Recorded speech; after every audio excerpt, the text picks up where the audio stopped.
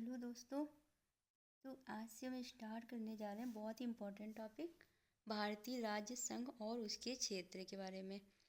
तो हमारे कॉन्स्टिट्यूशन में आर्टिकल 1 से लेके 4 तक भारतीय राज्य संघ और उसके क्षेत्र के बारे में अच्छे से वर्णन किया गया है।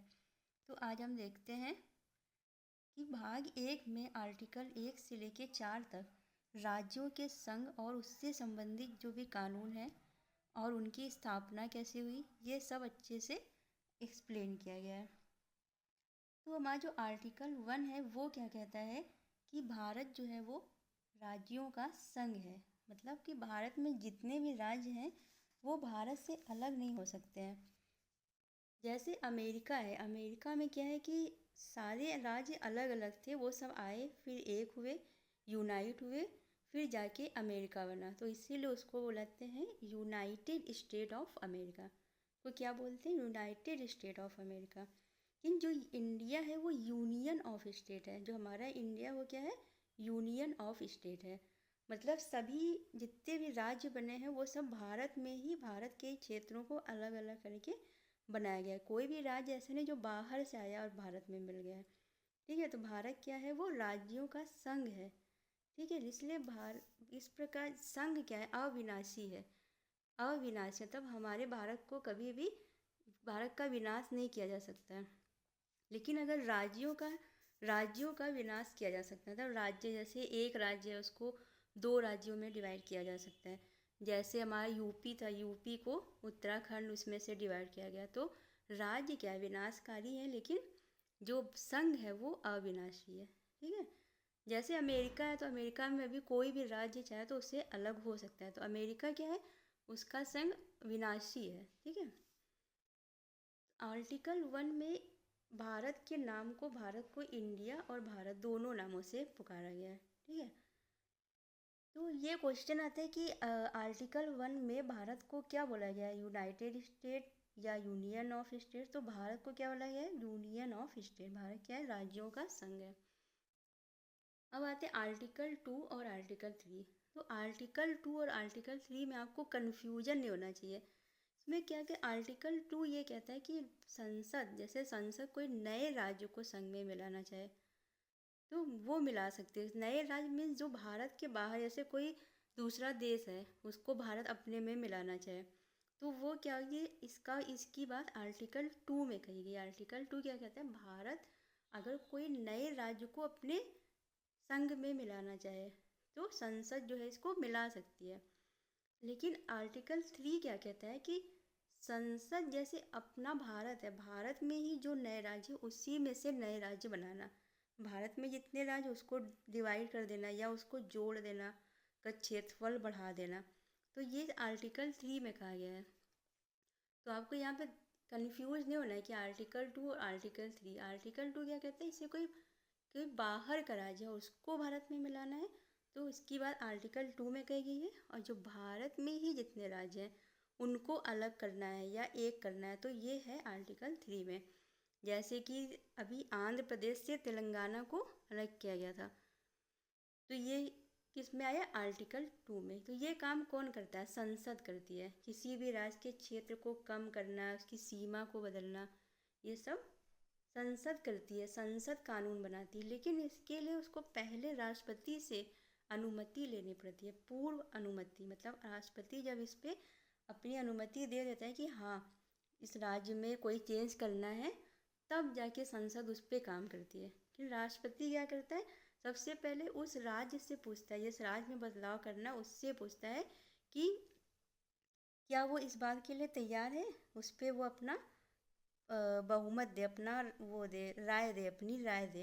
अब अगर वो राज्य इसके लिए हाँ करे या ना करे, इसके लिए राष्ट्रपति बाध्य नहीं है। ठीक है, फिर अगर राष्ट्रपति हाँ कर देगा तो फिर संसद में कानून बन जाएंगे और वो राज्य का नाम, सीमाएं जो भी चेंज करना वो संसद कर सकती है। ये ध्यान रखिएगा, संसद करती है लेकिन राष्ट्रपति की अनुमति से। ठीक है, फिर आते हैं आर्टिकल 4। आर्टिकल 4 क्या कहता है कि जो बातें हमारी, जो आर्टिकल 2 और आर्टिकल 3 में जो भी बातें कही गई हैं उसको लागू करने के लिए ऐसा नहीं है कि कोई संशोधन करना पड़ेगा। आर्टिकल 368 के तहत कोई संशोधन करने की ज़रूरत नहीं है कि अब संशोधन करेंगे तब जाके किसी राज्य को अलग कर पाएंगे, ठीक है।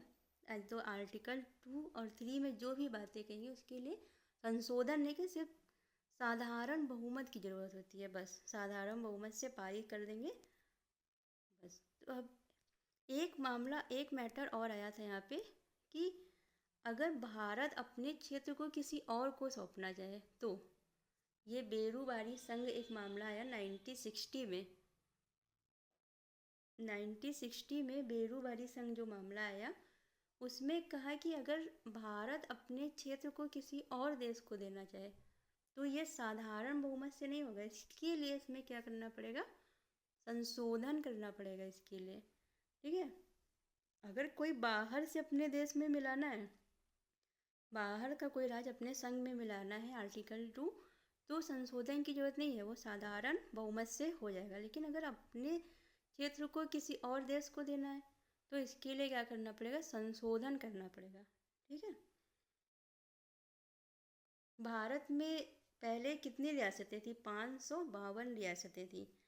तो अब रियासतों का जब एकीकरण किया जा रहा था तो जो 552 रियासतों को 3 विकल्प दिए गए थे। पहला कि तो वो पाकिस्तान में जाए, शामिल हो जाए, या तो वो भारत में रहे, या तो वो अपना स्वतंत्र राज्य बना ले।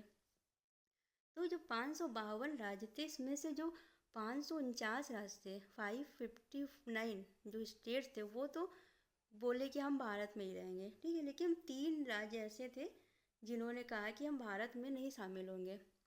ये राज्य कौन कौन से थे, एक तो हैदराबाद था और एक कश्मीर और एक जूनागढ़, ठीक है। अब ये तीनों राज्य बोले कि हम तो भारत में शामिल नहीं होंगे। तो अब ऐसा तो हो नहीं सकते कि भारत के बीच में अब ये हैदराबाद ये अलग देश बन जाए, ठीक है, जूनागढ़ अलग देश बन जाए। तो इन तीनों को भारत में अलग अलग तरीके से मिलाया गया। हैदराबाद को कैसे मिलाया गया, पुलिस कार्रवाई करके, जूनागढ़ में जनमत संग्रह के द्वारा और कश्मीर को विलय के साधन से। तो इस तरह इन तीनों रियासतों को भी भारत में मिला लिया गया। तो ये था आपका आर्टिकल 1 से 4, ये बहुत इम्पोर्टेंट है, आप इसको याद रखिएगा, भारतीय राज्य और संघ और उसके क्षेत्र। इसके बाद हम पढ़ेंगे कि भारत जो राज्यों का पुनर्गठन कैसे हुआ। जैसे 552 देशी रियासतें थी तो उन्हें कैसे स्टेट 14 स्टेट और 6 यूटी में कन्वर्ट किया गया, कैसे उसको बनाया गया, ठीक है। और इसके लिए कौन कौन से आयोग बने, तो ये हम देखेंगे नेक्स्ट वीडियो में। बहुत इंपॉर्टेंट वीडियो है, आप उसको स्किप मत करिएगा। तो और आपको इसकी PDF जो है मेरे टेलीग्राम चैनल पे मिल जाएगी। तो आपको वीडियो कैसी लग रही है मुझे कमेंट में ज़रूर बताया करिए। तो फिर मिलते हैं अब हम नेक्स्ट क्लास में। Thank you.